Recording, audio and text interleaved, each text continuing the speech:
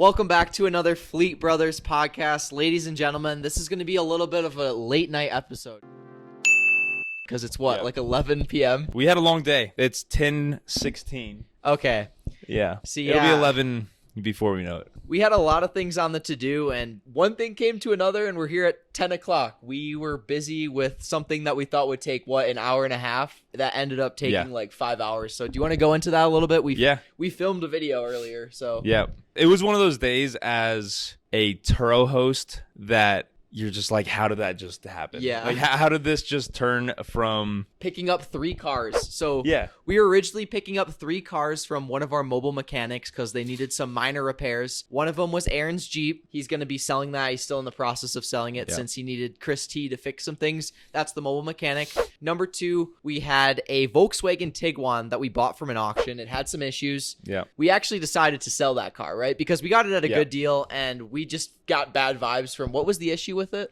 Yeah, so, I mean, first of all, our manager, Tiago, he's also a mechanic himself, and he saw the car, and he was like, I do not want a Volkswagen Tiguan in this fleet. Like, I do not want that at all, because he has a lot of history with Tiguans, and was like, these cars suck. Dude, I've heard so many things about Tiguans from people in the automotive industry. Like, I've heard that the engine isn't powerful enough to hold the whole ass car. I believe it's like a turbo, but it's like a smaller engine, so it has trouble pulling that big car. So a lot of times they have major problems. Yeah, I don't know much about cars. Yeah. Like, we are not car people, at least me, Chris, and you, the owners of the company. Yeah. Not car people, but we know the business side of cars, right? So that's why we work with somebody like Tiago, who can look at a car and look at certain things on the car and be like, I don't want to deal with this.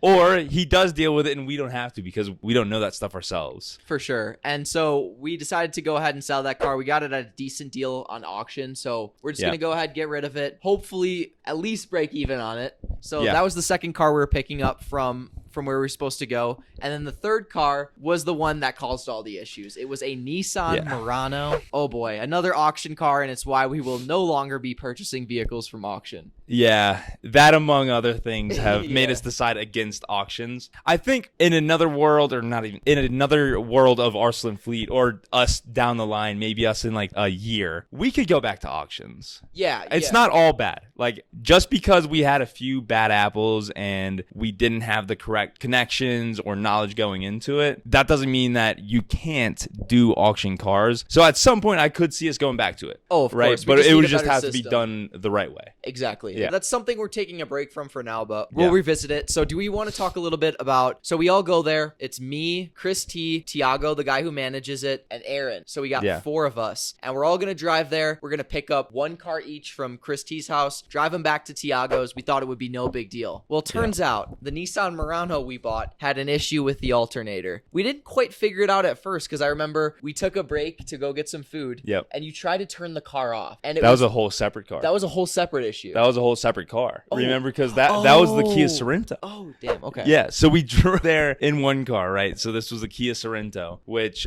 we had some different starting mechanism installed in the car because those can be stolen. Those are more prone to being stolen because of certain ways that the car was designed. So we had a different like ignition switch essentially put in the car. Again, I'm not a car person, so I don't know the behind the scenes. Because they get stolen, so we put a push start on it. Yeah, exactly. So I drive all the way there in this Sorento, and then I go to turn it off, and I press the button, and the car turns over but doesn't turn off. It thought it was like the car thought it was gonna start. Yeah. For some reason, but it didn't turn off. It would go like and not turn off. So that was just the start of the day. Yeah, but eventually Tiago was able to figure that out. I saw him just like take apart the whole panel on the car. Yeah. He fixed it. And so we get back to his house. We pick up a car. We drive there. And then with the Nissan Murano, the alternator started to go bad because it wasn't charging the battery. And like the battery kept dying or something, right? Yeah, with the Murano, so apparently it was an alternator, and you can tell based on a few things. Like, I think if the battery dies over time while the car is on, then the alternator is not working because it's supposed to work to continually charge the battery. That's like one of the few things I think I know about. I'm probably wrong about something. No, that's pretty accurate. And I mean, at least from what I know, I'm not an expert. Yeah, so then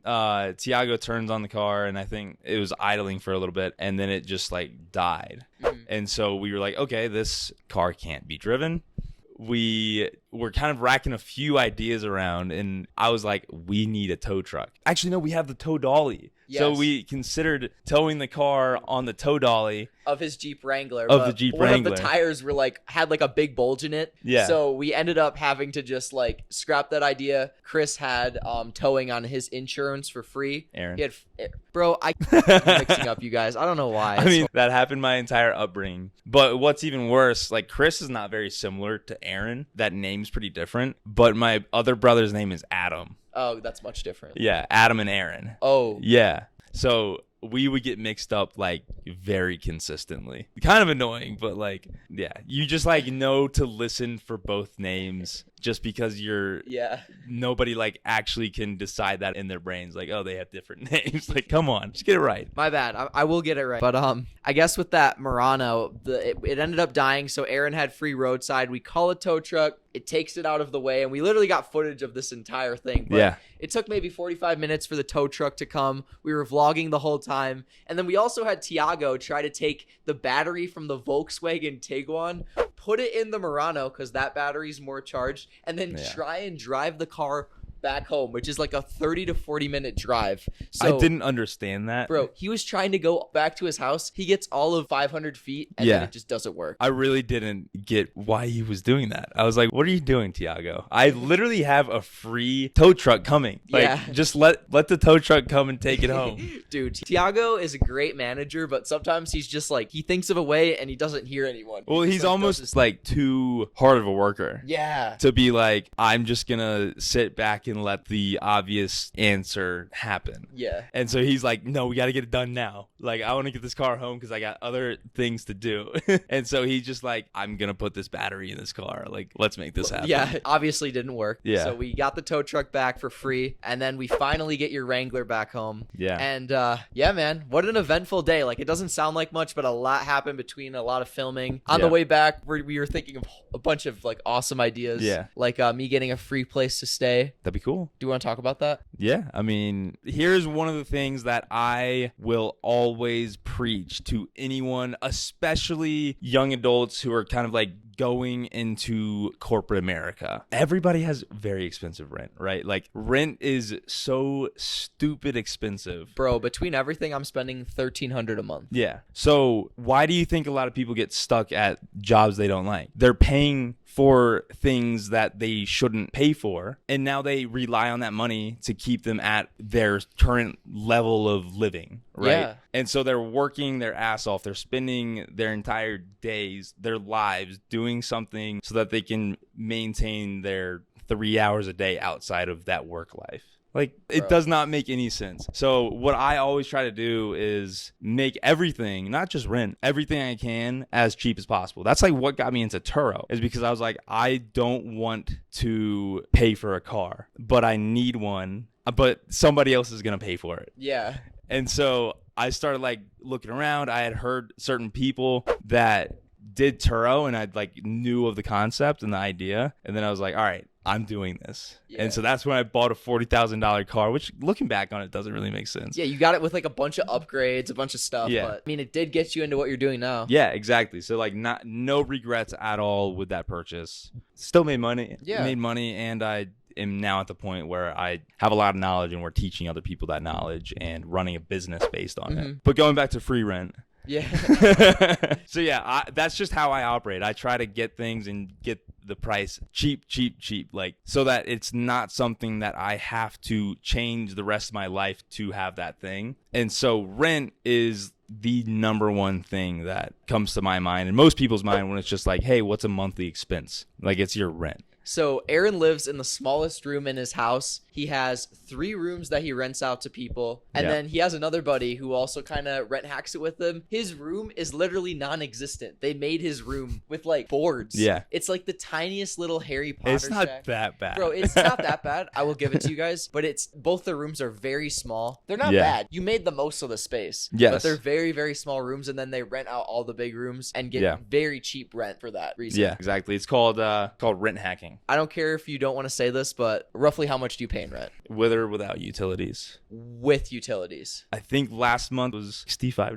$65 a month rent. Yeah. Because he doesn't pay for rent, he's able to literally quit his job with 2 Turo cars and then focus on building a company. Like, bro, I respect that so much because, like, something I think I'm going to do now that I'm probably going to be moving into another place is either rent a house if I stay in, like, a big city or Austin. But if I decide to go to Milwaukee, I could easily buy a house there because houses are, like, $200,000. That's realistic. You know, you can get a down payment, whereas, like, you know, like Denver, like, houses are super expensive. Oh, yeah. So I'll either house hack or rent hack and, like, get a bunch of roommates, I think. You need to do that. Like, that. I'm traveling a lot It's so important. Think about if I was paying $800 a month in rent and I needed income to keep that afloat. I would not be doing this. Bro, I know. This would not be happening, which is kind of crazy. Bro. So, yeah, that's insane. Yeah. Hell yeah, man. That was a good little start to the podcast. I'm sorry, guys. Like, I have to remind you, it's like, what, 11 o'clock at night now? It's late night, yeah. Bro, so, you know, we're not the sharpest right now, but this is a... The mind wanders when it's late night. Exactly. But we're probably going to move into the next segment here. I want to talk a little bit about Rakita. Manager Rakita. You may have seen her in a previous Turo video. I don't want to go too much into detail. It might have been called, I Just Bought a Turo Startup.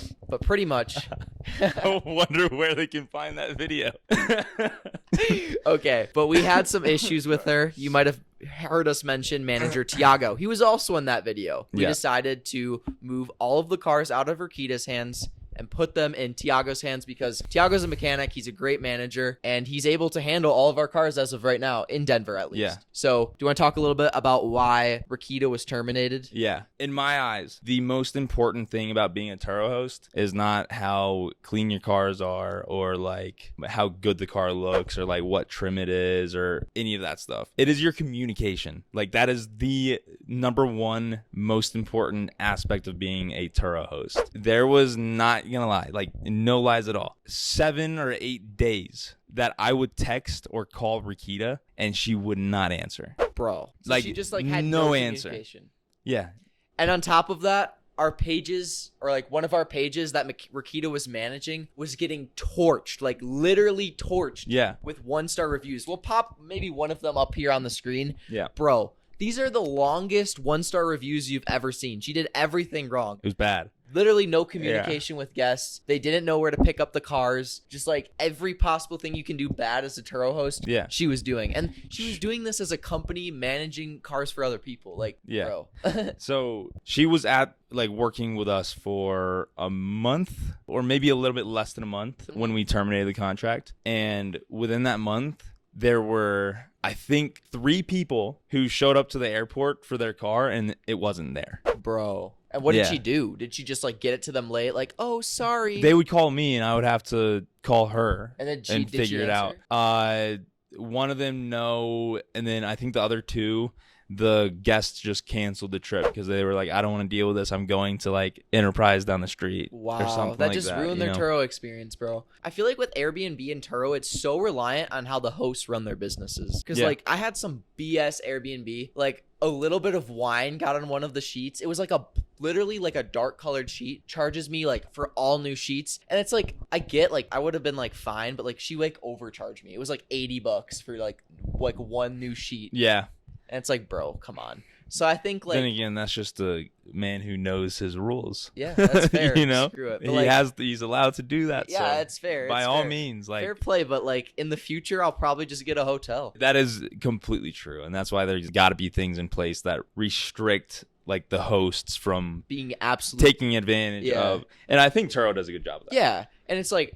Obviously, with cars, it's more like black and white. Like, if a rock hits your windshield and the windshield cracks. Yeah. Yes, that's on you. Like, that happens. But and there's even... insurance you can get. Like, as far as them actually agreeing with your decision to do something like charging from the host, for you to have that processed, you need to collect evidence of that whole thing. Yeah. Like, you need to know exactly what the thing looked like before and what it looked like after for them to like actually accept that. So the fact that they have a whole system where they're collecting evidence and making sure that you're telling the truth, I think that says a lot about their policies there, or them like restricting certain actions the host can do. Yeah, that's understandable for sure. I think Turo does a pretty good job of it overall. And now for the most interesting thing that ever happened with Rakita. A car literally got stolen. Do we want to get into this? this? I guess. Or are we getting into this in a future episode?